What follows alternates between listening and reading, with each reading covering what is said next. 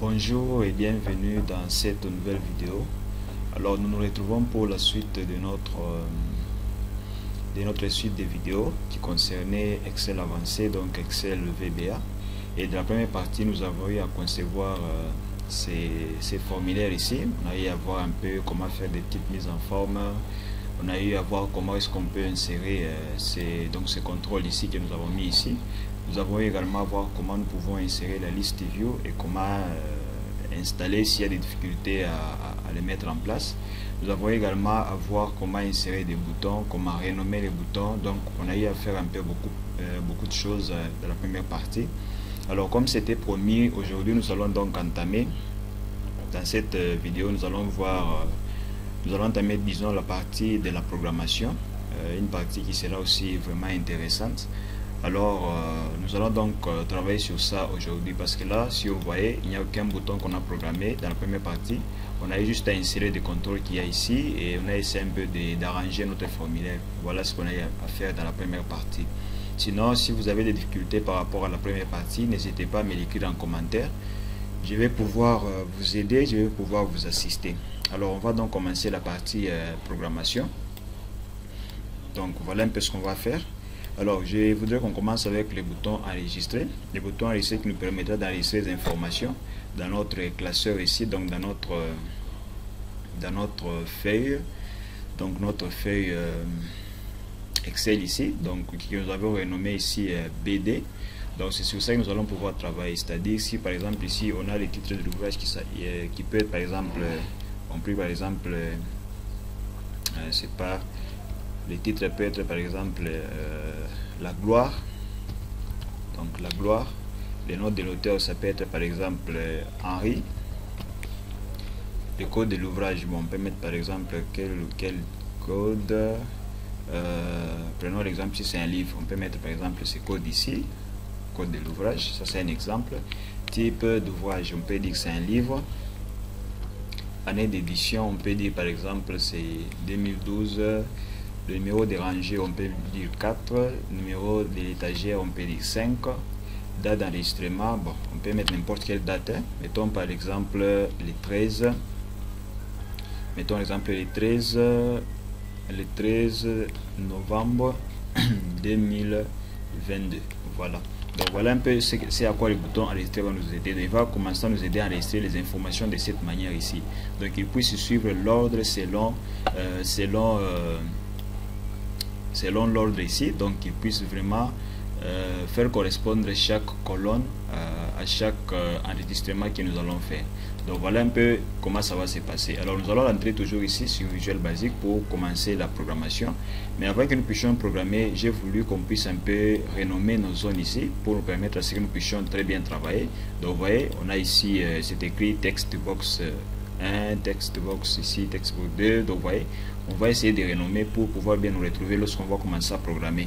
Alors on va utiliser cette propriété, la propriété name, pour renommer, qui est différente de la propriété caption. La propriété caption que je vous avais montré l'autre fois, donc c'est différent de la propriété name. Comme ici avec les labels qu'on a utilisé, vous voyez, caption lui c'est pour nous aider à écrire les textes qui va s'afficher sur les formulaires, mais la propriété name va s'afficher dans la programmation. Vous allez voir quand on va commencer la programmation.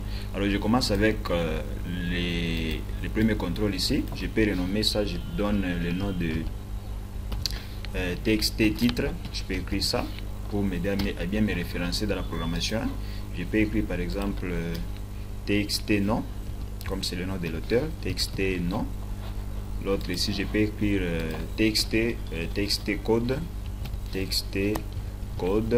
pour des codes de l'ouvrage. Ici, type d'ouvrage, je peux écrire texte, je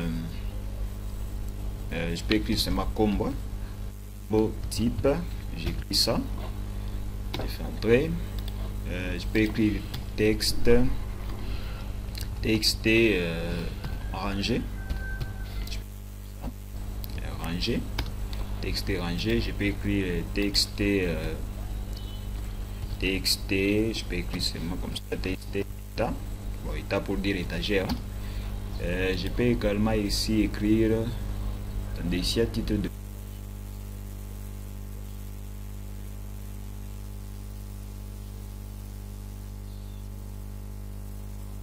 quelque chose qu'on n'a pas fait attention. Je crois que c'est la date d'enregistrement.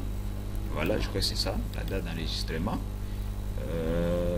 Voilà, comme ça je mets celui-ci ici, je peux le déplacer ici et on met l'année d'édition ici et on va renommer ça. On n'a pas fait attention dans la première vidéo, hein. Alors je vais mettre ici je mets ici date, donc date d'enregistrement. Voilà, et je peux agrandir ça, voilà, et voilà.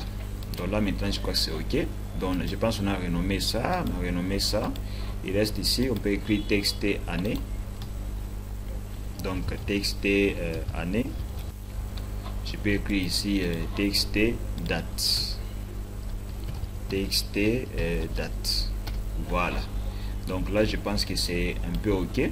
Mais pour la date, on pourra avoir besoin d'utiliser un calendrier. Alors on va insérer un petit calendrier avec ce petit symbole ici.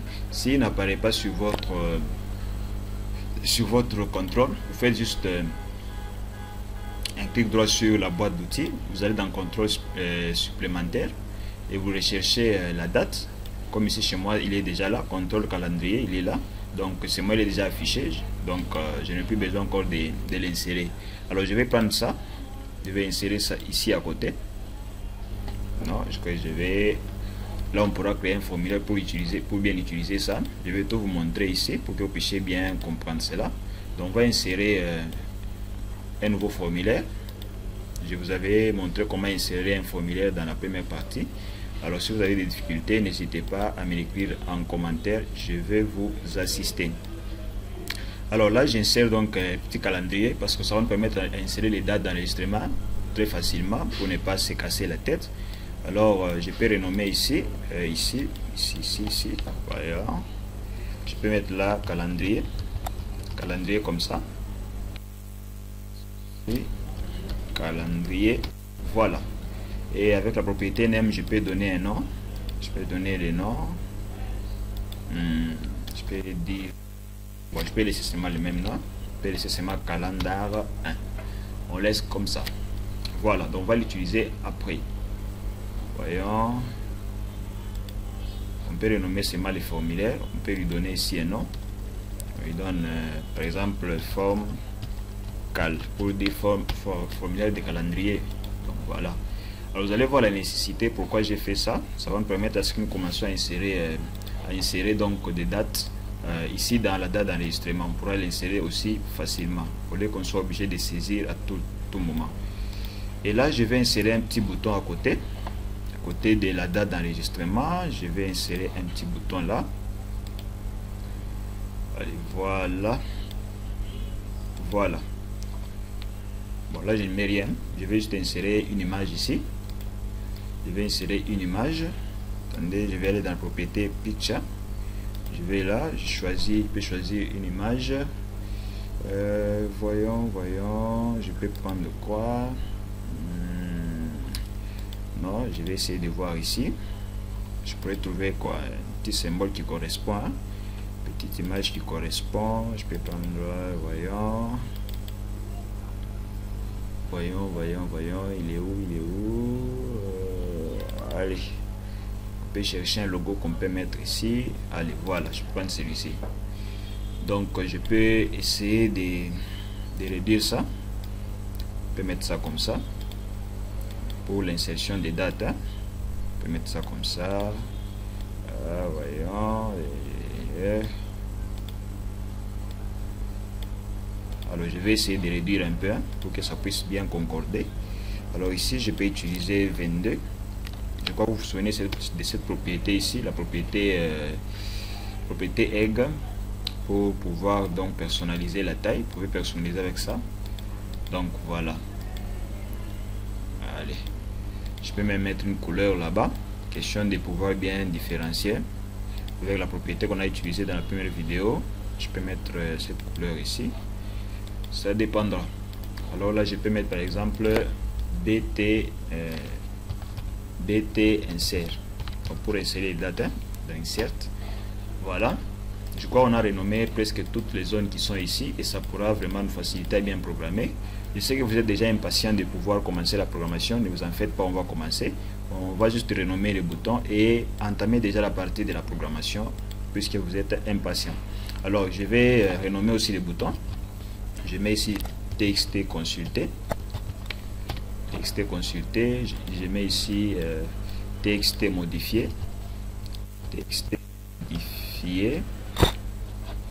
Je mets TXT supprimer. Supprimer. Je mets aussi TXT enregistrer. TXT enregistrer. Allez, voilà. TXT enregistrer.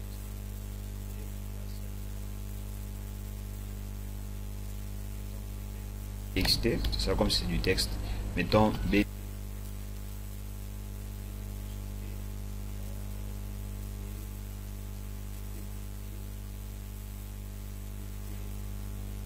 Si je vais comme ça.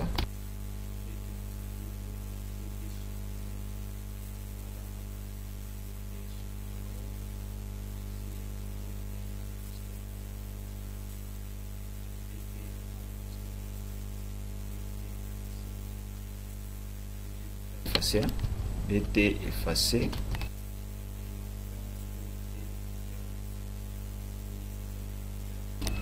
Donc BT fermé. Donc nous venons de renommer nos zones qui sont ici.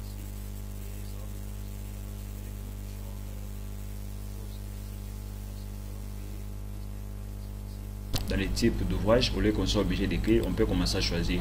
Parce que si j'exécute des formulaires, et bien ici, on n'a rien du tout. Alors nous allons créer donc une liste de ventes.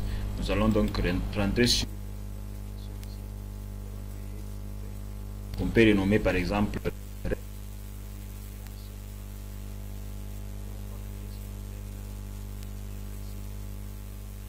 Donc je vais écrire livre. On peut dire...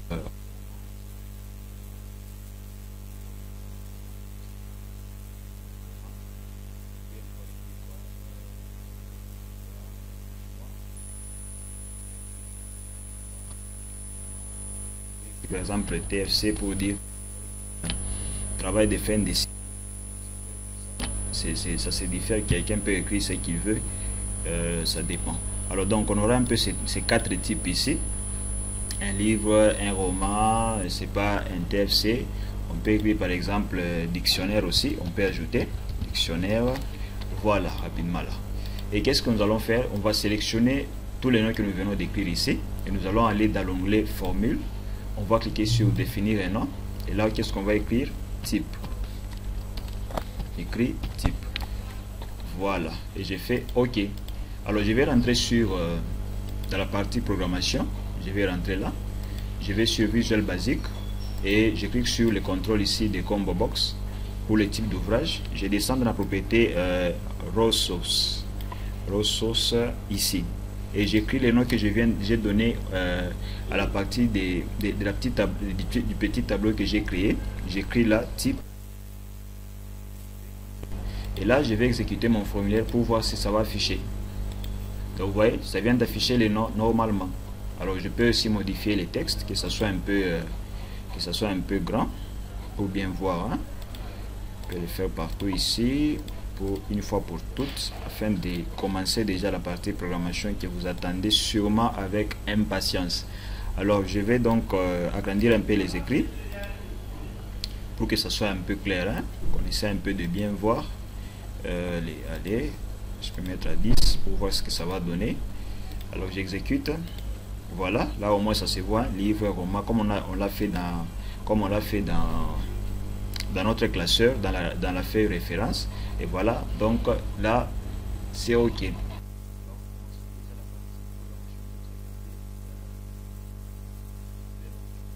Qu'est-ce que nous allons faire ici? On va commencer avec le bouton fermé.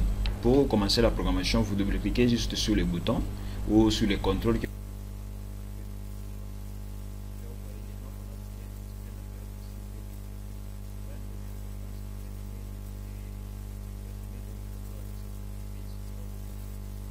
pour programmer les boutons fermés, il n'y a pas beaucoup de choses à écrire. Vous écrivez soit en load me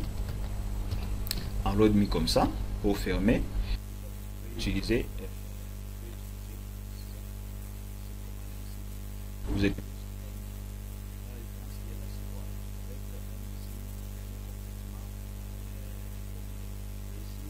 Vous avez déjà ouvert des formulaires. En cliquant sur fermer sur un formulaire, vous allez fermer tous les formulaires. Alors, vous pouvez commencer à utiliser la propriété en load me. Voilà, en load me. Vous pouvez fermer un formulaire et laisser un autre formulaire continuer à fonctionner. Mais si vous mettez end, vous fermez complètement tous les formulaires, même si vous êtes sur n'importe quel formulaire. Donc, essayez de voir si vous avez beaucoup de formulaires à utiliser, mais vous utilisez cette commande ici. Mais si c'est pour fermer complètement tous les formulaires, vous faites juste end. Et c'est ce que moi je vais faire parce qu'on a que ici qui nous intéresse beaucoup plus. Et là, si j'exécute ça, si je clique ici sur fermer, ça va se fermer. Dès que je clique ici, ça se ferme. Donc vous voyez, c'est aussi simple que ça. Nous allons passer à notre bouton ici, le bouton effacer. Le bouton effacer, lui, il est différent du bouton supprimer. Le bouton supprimer supprime les informations dans la base de données, mais le bouton effacer nettoie toutes les zones qui sont ici, tous les contrôles qui comportent du texte. Il va nettoyer ça. Alors on va donc programmer ça. Et pour l'effacer, c'est facile, c'est pas compliqué. Je vais juste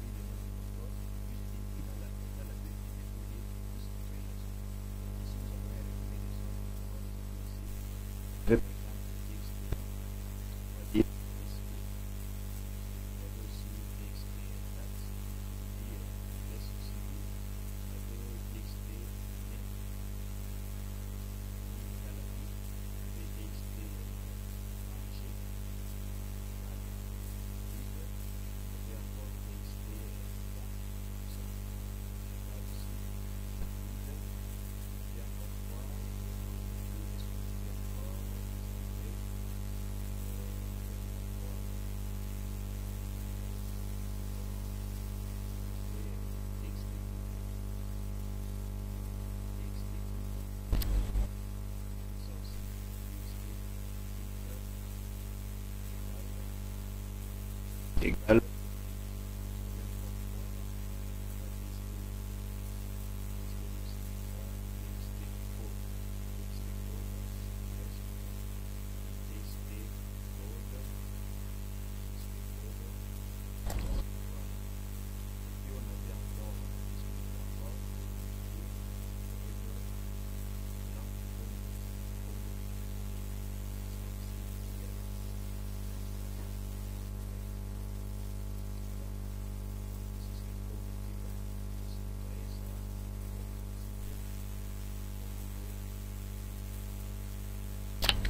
Égal.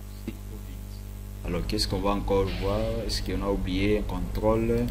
Ranger c'est déjà, état, année, date, je crois que tout c'est ok. Alors vous remarquerez que ici, par exemple, si j'écris en minuscule, prenons par exemple, j'avais écrit, si vous mettez vous revenez en arrière, vous allez voir, quand j'écrivais en minuscule, directement il a écrit de la façon, moi j'avais écrit la propriété avec la propriété name. Donc j'avais écrit combo type C en majuscule, le reste en minuscule, et puis T en majuscule, le reste en minuscule. Mais quand j'écris tout en minuscule, directement si le nom correspond à ce que vous avez donné à votre contrôle, il va directement afficher ça comme vous l'avez écrit. Donc mais là maintenant on va tester si les boutons effacés fonctionnent. J'exécute ça. Ici j'écris quoi, blablabla.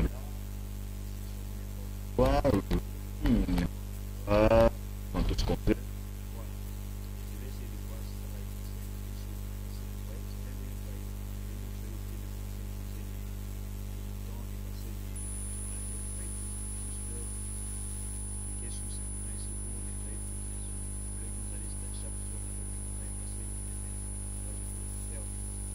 Allons donc passer à l'autre bouton ici et le bouton enregistrer.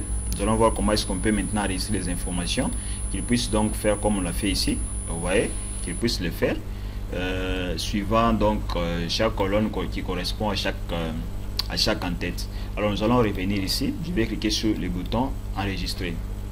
Alors ici, soyez vraiment très attentifs pour que vous puissiez bien arriver à faire cela. Alors qu'est-ce que nous allons faire d'abord en premier lieu? En premier lieu, avec le bouton enregistrer, nous allons d'abord chercher la feuille où nous devons enregistrer nos informations. Et si vous regardez ici notre feuille, le nom c'est BD. Donc nous allons d'abord chercher cette feuille là. Nous allons d'abord l'activer. Et pour faire ce que nous, eh bien, je dis sheets, je lui donne le nom de ma feuille. Je lui dis point activate. Activate. Et j'enregistre là.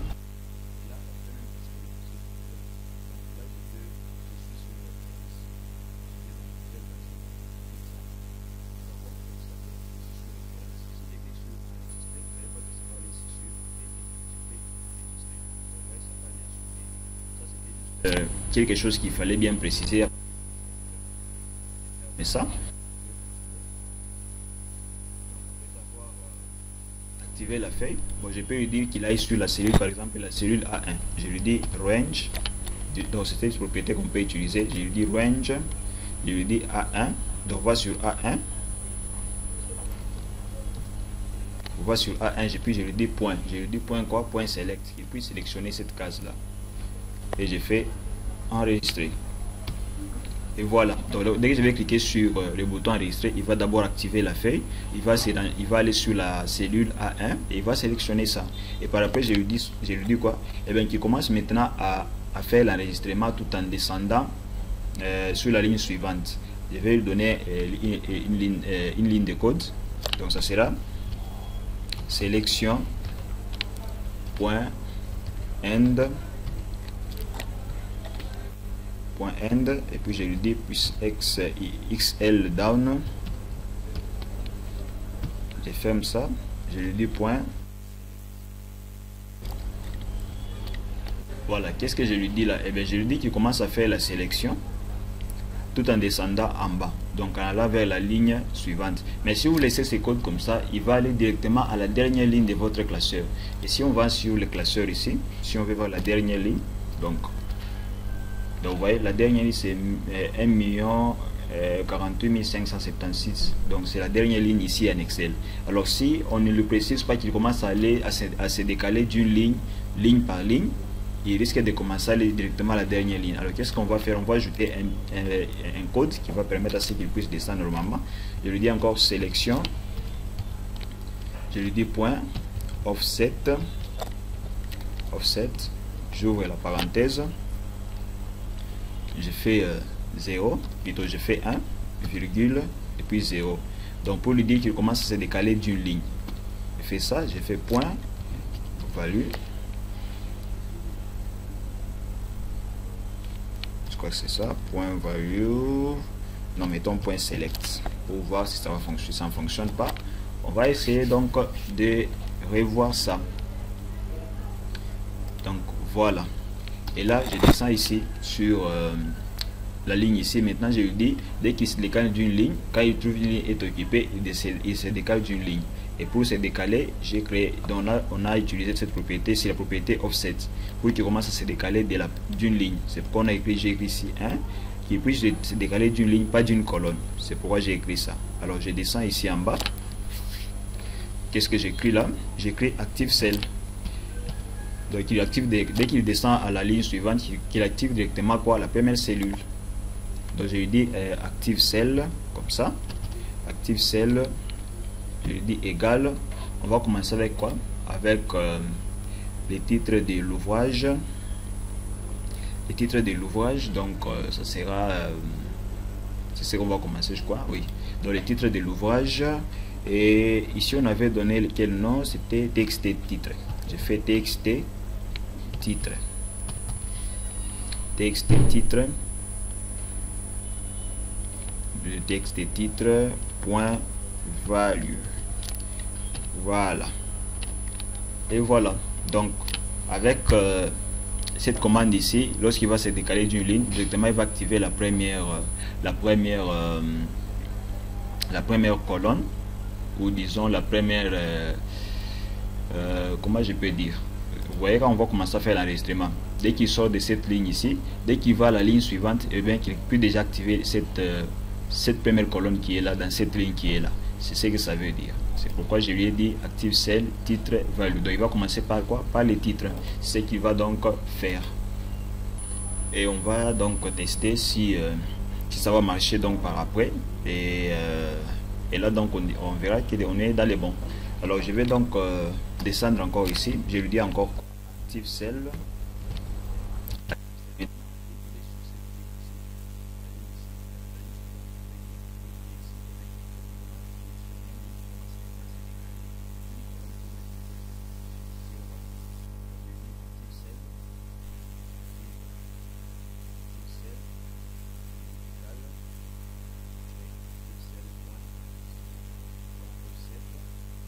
J'ouvre la parenthèse, je lui dis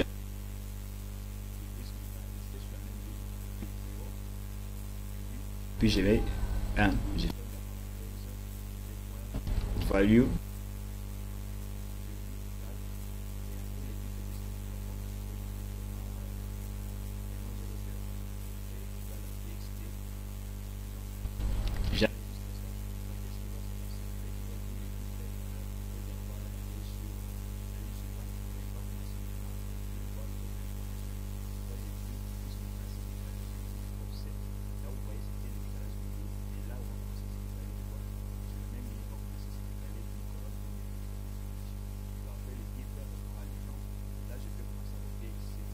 cette ligne de code partout ici. Au lieu que je commence encore à répéter, je copie, je copie, je copie, je copie, je copie. Alors je vais modifier ce mât ici. Je mets 2, 3, 4, 4 ici, 4 ici, c'est 4, c'est pas 3, et 5 ici, et puis 6. Alors je vais commencer juste à changer les noms ici. Là je vais commencer à suivre l'ordre. Après les noms on a les codes. Donc ici je vais écrire txt code. Après les codes, qu'est-ce qu'on a? Le type. Donc je vais écrire combo type. Combo type comme on l'avait renommé dans notre zone là. Combo type. Je descends en bas. Après les types, qu'est-ce qu'on a? Après les types d'ouvrage, on a l'année. L'année, hein? On a l'année. L'année et donc c'est texte année, hein. Je voulais écrire ce qui me venait dans la tête, année avec des E, voilà. Après l'année, qu'est-ce qu'on a? Après l'année, qu'est-ce qu'on a? On a la rangée, donc texte rangée comme on l'a écrit. Et puis je descends ici, je vois c'est texte étagère, donc c'était texte état. Et enfin je vais copier l'autre ici. Je pense après ça c'est les dernières informations, la dernière information voulais-je dire, donc date d'enregistrement, donc ce sera date, texte date. J'ai fait enregistrer. Alors on va donc tester pour voir si le bouton enregistrer fonctionne comme il se doit. Je vais donc exécuter ça. Je vais remplir les informations, bon pas toutes les informations, mettons par exemple le droit, les titres, le droit, le droit, nom de l'auteur par exemple Xavier, code de l'article, on peut mettre par exemple L002. Et type ici on peut écrire livre, le numéro de rangée 3, num étagère 2, année d'édition, mettons même 2011. Bon ici on n'a pas encore programmé la date, mais on peut mettre peut-être une date là.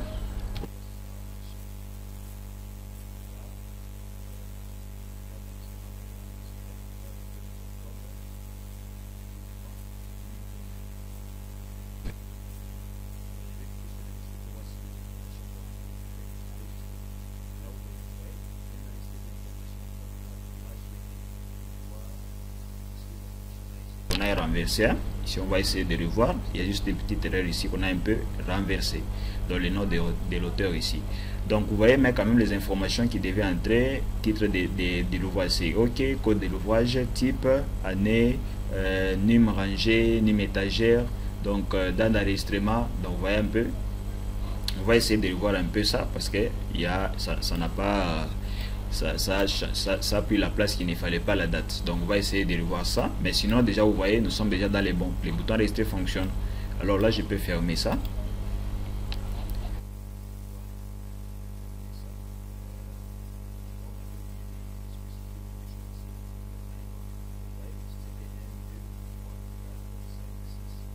devait être 7. Voilà pourquoi il y a eu ce décalage là. On va encore recommencer pour tester. Donc j'enregistre ici, mettons encore un titre, mettons par exemple l'amour, nom de l'auteur, par exemple Paul 003, et là on peut mettre le titre, on met toujours le livre, numéro rangé 2, numéro étagère 5, année d'édition mettons toujours 2011, et la date d'enregistrement mettons par exemple, c'est pas, mettons par exemple l'enregistrement le 12 novembre 2012. J'ai fait quoi? Enregistrer. Donc vous voyez, là ça vient maintenant d'enregistrer normalement. Par rapport à l'autre qu'on avait fait, on s'était trompé, on n'a pas bien fait le décalage, mais là vous voyez, on vient de modifier les codes et les codes passent sans problème. Et là vous voyez, la date d'enregistrement est là, donc tout se passe très bien. Donc voilà un peu ce qu'on a eu à faire, on a voulu faire un peu déjà dans cette partie de la vidéo. Il y aura donc une suite par rapport à ça, mais pour aujourd'hui donc on se limite un peu sur ces trois boutons ici. Donc le bouton enregistrer, effacer, fermer. Et quoi, déjà on avance déjà, il va nous rester juste ces trois boutons qui sont là, bouton modifier, supprimer, consulter, mais il y a aussi les remplissages donc des données ici sur notre list view. Alors donc c'est un peu ce qu'on a voulu faire aujourd'hui. Donc il y aura une suite par rapport à ça, ne vous inquiétez pas, il y aura une vidéo qui va continuer parce que j'ai voulu vraiment qu'on explique des choses vraiment en profondeur, qu'on puisse expliquer les choses comme il se doit, pour que vous puissiez bien comprendre. Alors on s'est dit donc ciao pour la prochaine vidéo. Vous avez vraiment des difficultés, n'hésitez pas à me l'écrire en commentaire, je suis là pour pouvoir vous assister afin que vous puissiez vraiment très bien vous en sortir. Donc n'hésitez surtout pas à me l'écrire en commentaire toutes les difficultés que vous rencontrez, je serai là pour vous aider. On se dit vraiment ciao et à la prochaine vidéo.